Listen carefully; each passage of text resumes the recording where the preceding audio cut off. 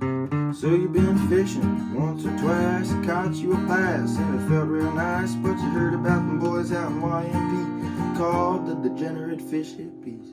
You asked them for help and they said no doubt. You followed their lead and they hooked you a trout. Well, brown trout, lake trout, cutthroat too. This ain't no trout, its gills are blue. Well, nothing to do, they'll show you a hike, catch you a tuna or a yellow pike, supplying you with all the tips you need.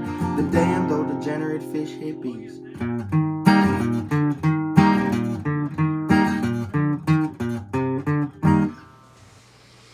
Alright, so today I'm going to tie the Madam X. It's a very versatile, basically good imitating fly that imitates a lot of different types of terrestrials. It was developed by a man named Swisher out of Montana back in the 1980s. He's a well-known fly fisherman and fly tyer from up there. He's written several books. He developed this fly in the 80s. It is a good imitator for terrestrials. You can tie it in various sizes. You can tie it smaller to imitate damselflies and stoneflies. You can tie it larger to imitate grasshoppers or crickets. Tie it black to make it look like a cricket, green like this, or olive yellow green to imitate grasshoppers. Wonderful fly for a hopper dropper type pattern, and it's again going with the theme that we've been running here through these videos, is something that is easy to fly, easy to tie, an easy fly to tie, and one that does catch fish and is very versatile. So let's get started with it. We're going to go ahead and put a hook in the vise. I'm using a Daiichi 1260 number 10. This fly can be tied on any number of hooks. It can be tied on a curved shank like this. It can be tied on straight shanks. Again, you can use smaller hooks to imitate stoneflies, damselflies. You can tie larger ones to imitate hoppers. This is a size 10. I wouldn't personally go bigger than an 8, but I have seen people go bigger than that, up to like 6s and 4s. I am today using floss, but you can use thread. For the larger sizes, I would use a 140 or 210 denier. For the smaller sizes, obviously, I would go with the smaller size threads. I'm using floss here because the body of this is actually predominantly thread or floss in this case. So I'm using this kind of olive gold floss here. I'm going to start my thread about 1/3 of from the hook eye, 1/3 of the hook length back from the hook eye, and I'm going to wrap it back to about the point. I'm going to stop. I'm going to go ahead and trim off the tag in here. The next thing we're going to use is we're going to use some deer body hair. You can see this right here. I've got some olive deer body hair.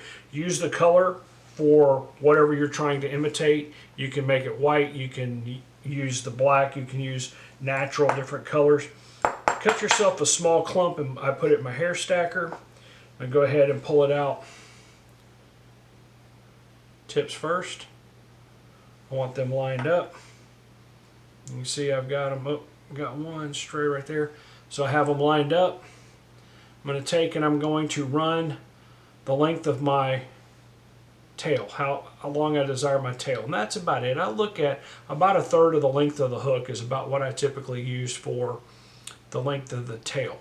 Now I'm going to go ahead here and just make a couple of soft loops, keeping the fur firmly on top of the hook shank. I'm just going to start wrapping a couple of loops up. I don't want it to flay out like I would a deer body, like a humpy or something like that, if you guys have ever tied any of those. Try to keep it up on top. Once you do that, you can start pulling tight. I'm going to go ahead and start wrapping the thread back to my original thread start point on the tail, and then I'm going to start building up the body. Oh, that twisted on me, so I'm going to turn it, keep it tight. I'm going to start building up using the hair as the underbody and wrapping the floss, trying to keep it even as I work my way up. I'm going to go ahead and take my scissors here. I'm going to go ahead and trim this off. I got a couple little extras here that I need to trim. You can get in there and trim these out. We're going to then come in here, we're going to tie these tag ends in.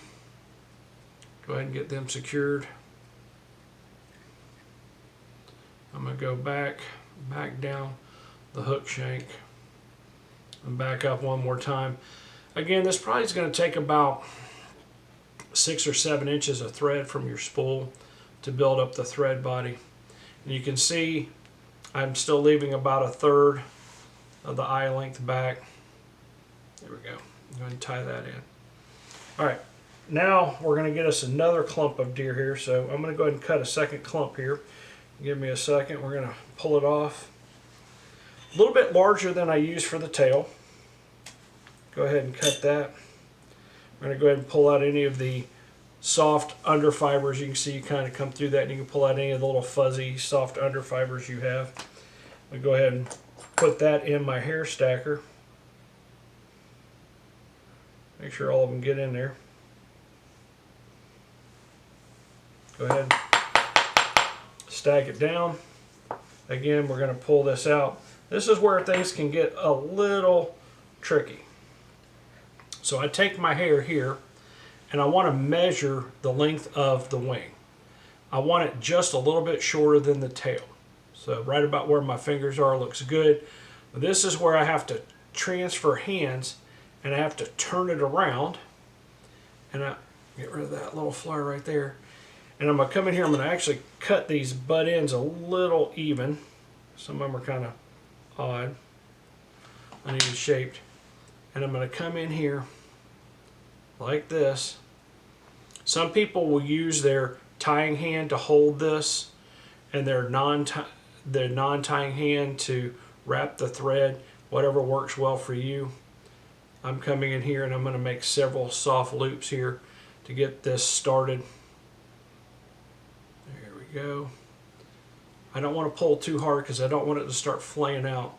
And I'm going to start working my way back. Again, tying in all these tag ends. Let's break that one off there. There we go. Kind of tie this in. Now I can kind of pull this down here a little bit and get it to tie in. Now I'm going to come in here and I'm going to trim these butt ends off. Come in here and just clip those. Clip them off. Doesn't have to be terribly neat. Depends on how much of a perfectionist you are. But then you can come in here and you can tie those tag ends in, break off any stragglers you have. I'm going to work my way up, but I'm not going to go back up all the way to the hook eye. You want to leave your thread about where you want to tie in this overwing. So what we're getting ready to do here is we're actually going to fold this back over on top of the fly. You don't want to pull it tight. You want to leave it a little bit bent. But go ahead and get that folded back how you like. And then you're going to come in here and you're going to make a couple of soft loops till you like, and then you can go ahead and tighten it up. Go ahead and tighten up your thread. Get that pulled in there. And there is your body.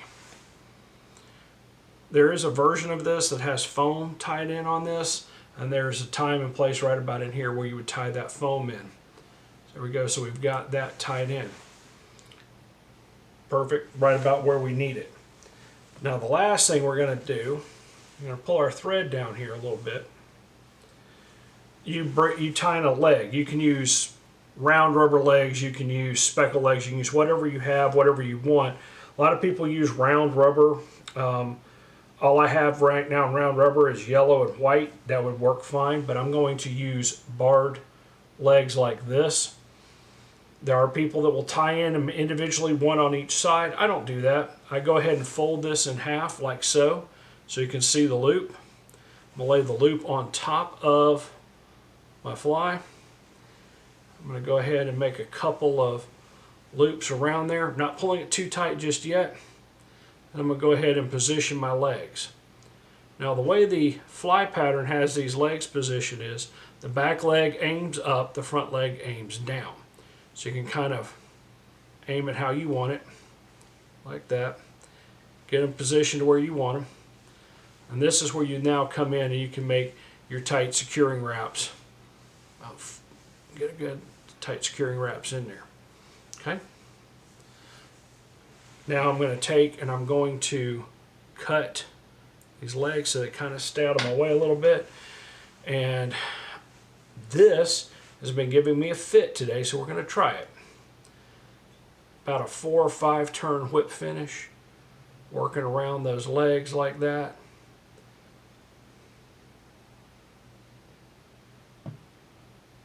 There you go. So that'll work right there. There's my whip finish. You can clean this up if you want. You can come in here and cut these little floss hairs that kind of got strays out if you want. You can take the front legs here. Make sure they're positioned where you want them. I'm going to come up here, I'm going to go ahead and cut my thread. Then I take these front legs and I take about a 1/2 inch or so front of the hook gap, cut those off even. And then the back legs, I do the same thing. You can cut these to length if you want them longer, leave them longer if you don't. I usually leave the back ones a little bit longer than the front ones. There we go. Got them positioned out. Now, you could use UV resin if you wanted to. You can use head cement. I'm using Zap-A-Gap. You can even use super glue if you wanted to. I take my bodkin and I'm going to take a drop of the Zap-A-Gap and I'm going to just coat these thread wraps right here. Both sides and on the top.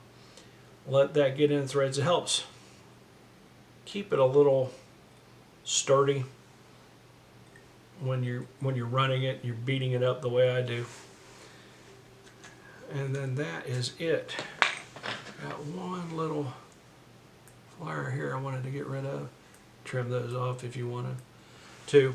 But that is my version of a Madam X.